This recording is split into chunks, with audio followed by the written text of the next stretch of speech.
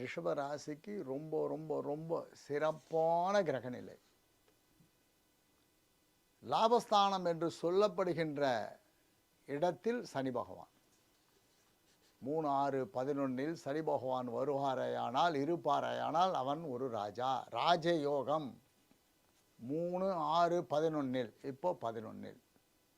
அந்த 11ஆம் அதிபதியான குரு பகவான் 2 தன குடும்ப வாக்கு ஸ்தானத்தில்.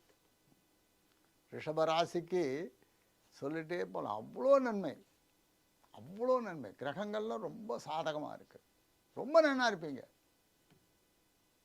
கோடீஸ்வர யோகம் அப்படின்னா அதான் கோடீஸ்வர யோகம். இப்படி இருந்தால் தான் கோடீஸ்வர யோகம். பல கோடிக்கு அதிபதி ஆகிடுவீங்க. இப்போவே அப்படி தான் இருப்பீங்க. இந்த 2026 அது ஊர்ஜிதப்படுத்துகிற அளவுக்கு வேலையில் பலவித மாற்றங்கள், முன்னேற்றம், டாப்பில் போயிடுவீங்க. வேலையில் இருப்பவர்களுக்கு எந்த கஷ்டமும் இருக்காது.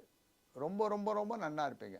ஆனால் ஒரு கையெழுத்து போடுறீங்க, அது பல பேருடைய தலையெழுத்தை மாற்ற போதுன்னா யோசித்து போடுங்க. பல பேருக்கு அது நன்மையை செய்யுமானால் கண்ணை மூடின்னு கையெழுத்து போடலாம். பல பேருக்கு தீமையை செய்யுமானால் யோசித்து கையெழுத்து போடுங்க.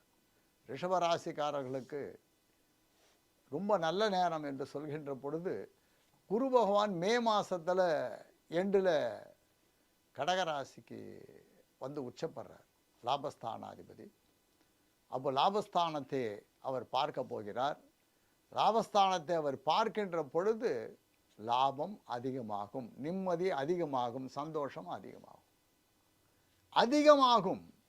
இப்போ ரிஷபராசிக்கு அதிகமாகும் என்று சொல்கின்ற போது கிரகங்கள் நமக்கு பலவிதமான நன்மையை செய்யும்.